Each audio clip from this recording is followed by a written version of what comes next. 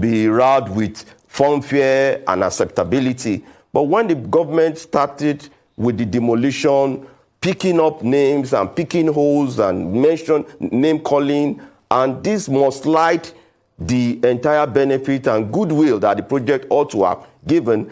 Most importantly, the EIA, the Economic Impact Assessment, that could have formed part of the opinion at the town hall meetings was not there. It was just like one-size-fits-all opinion that, oh, we are already grandstand to take a position. If you like, go to death or be alive. It's a do-or-die thing that the people must accept, which is not democratic in nature. And that's why I've called on the president, via the open letter to the president, that this project ought to be cautiously looked at. This project, for the fact that the project, to me, there are a lot of prerequisites as a lawyer that needs to have been achieved before today, and that is tender. If this project has followed the due process of public tender, the citizens ought to have been aware that, oh, there will be demolition, not that we just got the awareness through the resolution of the FEC, and from the resolution of the FEC, we got the realignment notice, and people wake up to see that their building, which they had C of O, will be going down without due process. And government just announcing 2.7 billion. One of about 2-3 of the properties in that axis that will be demolished is worth over 5 billion. Then if the areas the government is reserved as shanties, these are real villages, ancient towns and villages and corridors whereby people are abode. So no one should be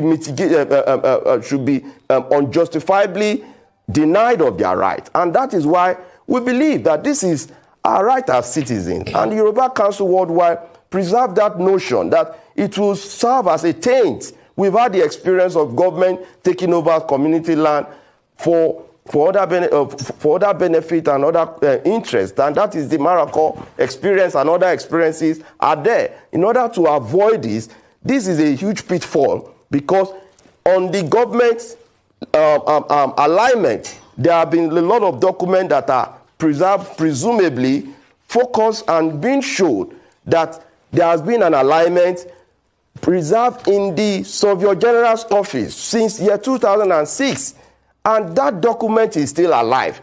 If government ought to do anything, and federal government claiming 250 meters into whatever land that belongs to them is unjustifiably, it's an injustice. That is unlawful. It is not necessarily becoming, maybe because of the 250 meters claim, and I've raised it in my opinion, that the 250 meters that they are claiming should be reclamation first. If they reclaim the over 3,000 meters or shoreline, then we can now talk about the way forward. But as at now, the president needs to exercise a lot of patience and caution his Minister of Work, that is Mr. Dave Umahi, from going into this obnoxious task. The project.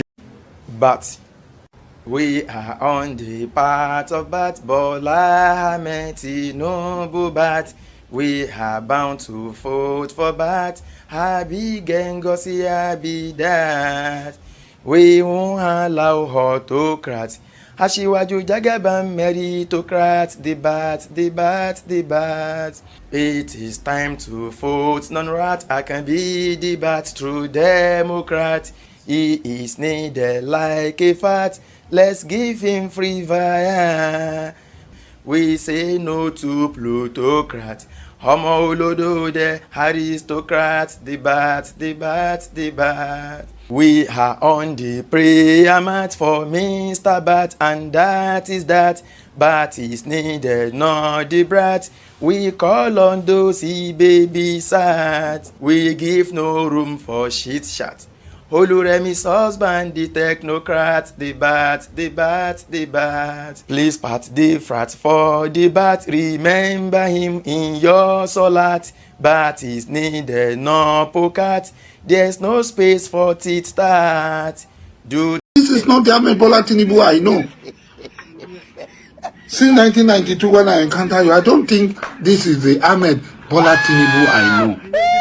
That calls me his friend, and I call him my friend, and calls me my son, and I call him my father.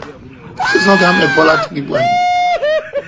Ekalo boko tubo dugare bebe. Ebikite buayima. Esi buba. This is not as it should be. But let's leave all of that for now, okay? Because inside that same Omolodo the technocrat, somewhere in my two this afternoon, I don't know what happened, but I think I have an idea of what happened. It was the Agbero versus the Okada riders. And the scene was pretty much like this. Okadas they are tired of being extorted. Agberos are not tired of extorting them. Then this happened this afternoon. My 12, I'm talking about my 2, Lagos.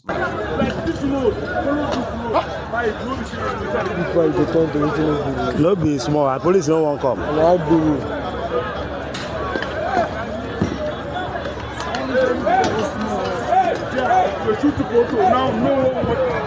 They go swide those motor finish now.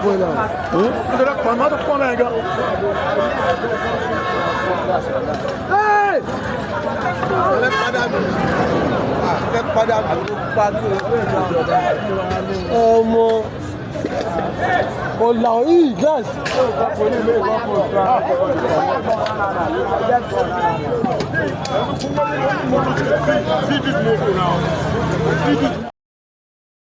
I'm as confused as you. Because I was expecting Olokadas and Agberos, or them hauling projectiles at a building simply sort of beat that narrative. But it is Lagos, okay? So yes, it is a crazy land, to put it mildly, all right? And a lot of people believe that only mad people can live in Lagos. Even the aesthetic, when you look at the entire place, like if you are living in Lagos, for example, like you will live for Lagos, right? Be honest with me. Do you actually really feel like, look at this beautiful city? Do you feel like that? Be honest, don't be saying you call the fake camo. Every time I wake up in Glasgow, I appreciate this city. I swear. And I also appreciated this country, Scotland. When I drive around, I appreciate the people who have kept the city running and all of us that are funding it. You wake up Lagos, be honest. Do you wake up and just see this beautiful city? Like if you wake up in Mushin, or you wake up in Ilupeju, or you wake up in all this, mainland, Sha. I don't want to go to island yet because that one is like pretty much like a ghetto now, right? But yeah, do you wake up and be like, I want to see this beautiful Lagos? I mean, you just wake up and be like, Tuesday again.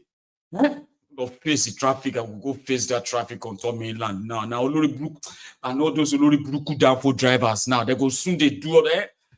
And police self go there road. I don't even know how to get to island now. Now, yeah, they think.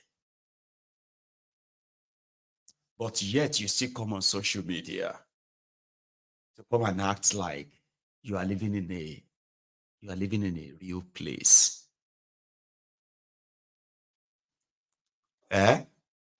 Abi? Propaganda lenje. You are living in a shithole. I read this somewhere earlier and they said that almost the entire Uganda, now only % of the entire Uganda have pipe-borne water inside their homes. Like, when I check that of Nigeria, don't ask me.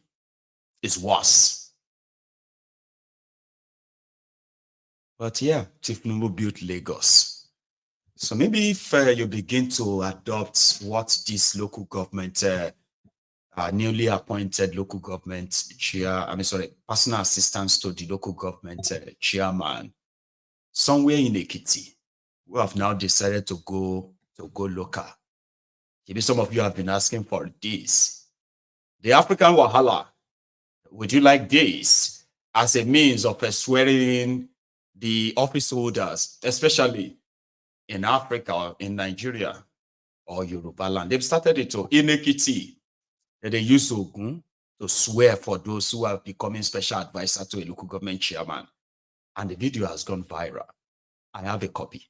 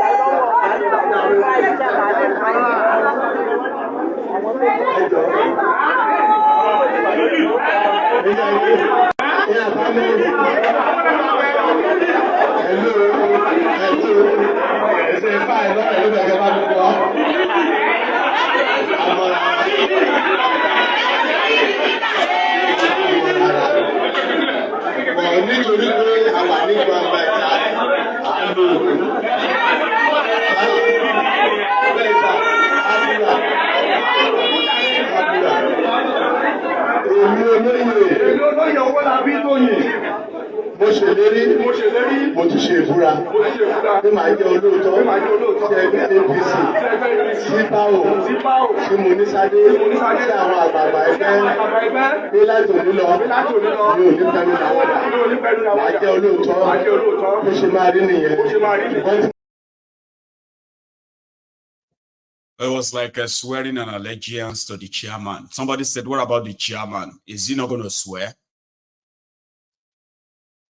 It is the one that appointed them, so it's not.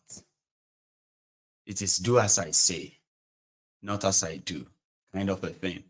But the idea, as much as it might have gone so viral, is to me a mockery. That's not how we do Ibura in Yoruba land. You understand that? That's not how we do Ibura taking an oath, taking an oath in the shrine. Okay, you don't just hold cutlass and then you hold a book. God knows what's inside. No. So, for example, now if you want to swear by the Ogun, number one, there will actually be the Ogun, deity that's going to be right there on the spot. We have to bring it there. And we have to do some sacrifices to prepare the activeness of that Ogun. You get what I mean? And from there, you as a man, you have to take off everything. That has to be like a ring. If you have any ring on you, if you have wristwatch, if you have belt, you have to take them off. If your trouser, for example, has what do you call it? It has a rope. You have to loosen it. Whatever it is that is tied on you, you have to loosen everything. So you have to be like so free enough. Then, as they are, there's something called the Olu. It is the metal iron that a blacksmith uses in hitting the red hot iron. You see that Olu? Abi Olu. They would have to knock it on the rest of the Ogun metals. And as they are knocking it on that Ogun metals and they begin to give it these eulogies and all that, it's like calling that spirit to come out. And once you get to that stage, you give that, you have to give that metal to that man and hold it. So you now say what they ask you to say. When you say everything they ask you to say, if you betray this trust and all of that, you should die. You should die shamelessly. You should die shamefully. You should die disgraced. Everything you have should go up in smoke right before your very eyes. If you therefore betray the people of this land by which you are swearing oath to today, right? You, like by Jason, your name, your mom's name, everything, right? You should personally destroy yourself before we even get to know. Everything that will make you possibly destroy yourself will be your lot the day you begin to betray these people. Now you have to hold it that way. When you hold it that way, right? Then you hit your head with it. You hit your chest with it. And you give it back to that person. And they'll put it back in that set of metals. You see, that process alone can give you nightmares. Whether it's going to work or not, okay? That process that you go through alone can give you nightmares the moment you begin to betray the trust of the people. So to me, it's a mockery. I would love to see originality of it sincerely, okay? So I'd love to see that. And there are people who believe that, oh, no, nothing will happen. Doesn't really matter, okay? We saw that and we shared it. I'm going to take a break, then come back to take calls. Now, you see, if you are still here with me, you can still like this broadcast if you haven't already. So don't go anywhere. I will be back in a minute or two. I said, if Ahmed Bola Tinubu fails, hold me responsible. You say? I say, if Tinubu fails, hold me responsible. Thank you. The people are already angry that this is the worst government. We have just started. We must learn a lesson.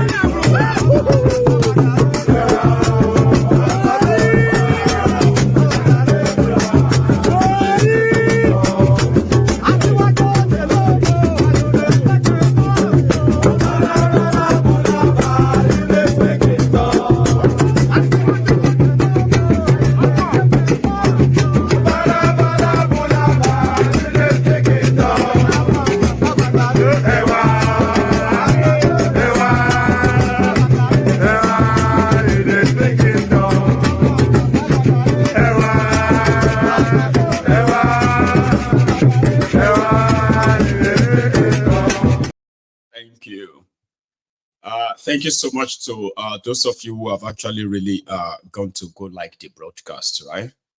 But we have a caller, and that's us now for the next hour.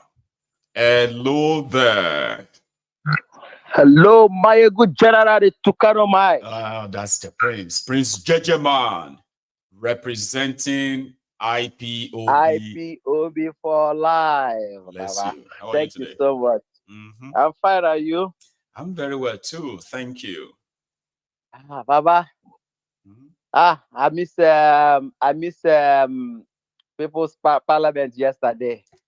I know. Now I regret that, honestly. Yesterday was fire for fire. You know, no be small thing. It was a bomb. It was so interesting enough that we were able to actually really have a lot of people on. And yeah, you're right. You know, I want to thank all the parliamentarians that came yesterday. I want to thank all of them. They did so well. Especially Maxwell, African Wahala, and Soku, and this is our regular brother, Osita. Thank you. Osita. You know, 4 of them were exceptional. You know, and the others were very also good. I thank all of them. And our sister, the other firebrand, the one that brought Pomo for us. Oh, you know? That's Cecilia. Yeah. So Baba, quick one. I see this military base that they discuss. You people discuss about yesterday. You know, Africa. The problem we have is that we don't blend the past and present before we talk about the future. And without calculating the past, present, you can never get the future. You know, the first military base that they brought to us, the Westerners brought to us, we are still suffering about that military base. And that military base was the slave trade. This first military base is the slave trade that they took our people away. Today, the secondary slave trade is making sure that Africa is impoverished, and we are now going abroad to clean, do different kind of odd job. With I beg to apply, you understand? So, so if they are bringing the second military base, they should know that slave trade is what they are bringing back to us. That's what they should know. Okay. So that's a part. Then secondly is this coastal road that they are building. Right. We should just know that the coastal road, one, there are two things involved in it. One is land grabbing, just to grab the land. They left the main road that they mapped out before. They enter people house, people garage, and they want to build road there without notification to anybody. Secondly, is to map out the money for 2027 election and selection. Checking that, because that project, Nigeria has never seen any project, wasteful project like this. You know, a project that they will never start and they will never accomplish. You know, so our people must wake up. Free Nnamdi Kanu, that is our own. Give us a date of referendum, and Biafra can decide our destinies. We are tired of this thing. Biafra is being fought on all fronts now, just as Rotimi said. Biafra is being fought in the middle belt, is being fought in southwest, is being fought in Hausa land. Everywhere that there is injustice is all about Biafra. Thank you, my good general. Thank you so much. We must get to our promised land one day. Thank you, Baba. God bless you too. So thank you very much, Prince Jejeman, for that. Indeed. I want to see if I could. I think I did. Okay, I got it now. Yeah. Hello there.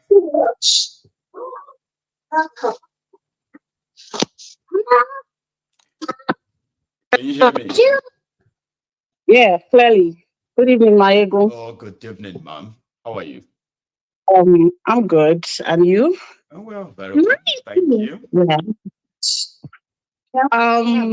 It's Cecilola from Germany. Right. I was trying to kind of figure that anyway, but how are you doing today, ma'am? I'm doing great. This gives me let you actually really talk. Mario, please hold on. Okay, it's okay. It's okay. So, sorry about that. It's okay. Yesterday was a blast, I must say, because we unlearn to relearn every day. Right. And I must say, yesterday was, in fact, it was a lot. It's Mario. Yeah, that's right. So, let me just go into the matter. Like this country, or I'm not supposed to call it a country. This place is just something else I don't understand. Like nobody can understand this except the looters and the mentally deranged. I was asking myself, is this really a country? Like when three people are standing, like Nigeria, Yoruba, Igbo, Hausa, or any other different tribes, the three of us can't even we can't understand ourselves. No, we can't. And we claim we are from the same place. You get? It's not possible for three Germans to stand and they can't understand what they're saying. No. Not even a bit. Not even that, okay, I can even hear iota. Like if an Ondo person is talking and an Ijebu person is talking, at least you can pick one or two out of their dialect. That's right. But if an Igbo person is speaking now, I don't have idea. We can't make gossip about an Indian person. Yeah, you get. So I'm like, what is this? What is this? Like, what exactly is this? It is a total mismatch. It's just rubbish. Nigeria is not for any of us. Nigeria is for Lord Lugard, is for the British people, this Oyibo people, and their politicians that they are using, their puppets. It's not for any of us, because I just look at it. Nothing to hold on to, like, okay, as a country. Go ahead. There's nothing like Nigerian food. We have Italian dishes. We have German dishes. Nothing, you can't say this is a Nigerian food. No. You can, if they are saying egusi is Nigerian food, it's a lie. Egusi is Yoruba food. You can say this is Yoruba food. You can say this is Igbo food or Hausa food or any other food. There's nothing like Nigerian food. Yeah. There is nothing like Nigerian language. Nigeria does not, so that place is not even supposed to be in existence. Nothing like Nigerian language. That's why they use their own language to tie us together. If I want to put a Spanish, a German, and a French person into slavery to work for me, I have to force them to speak Yoruba so that I won't be lost as their master. You do get, and that is what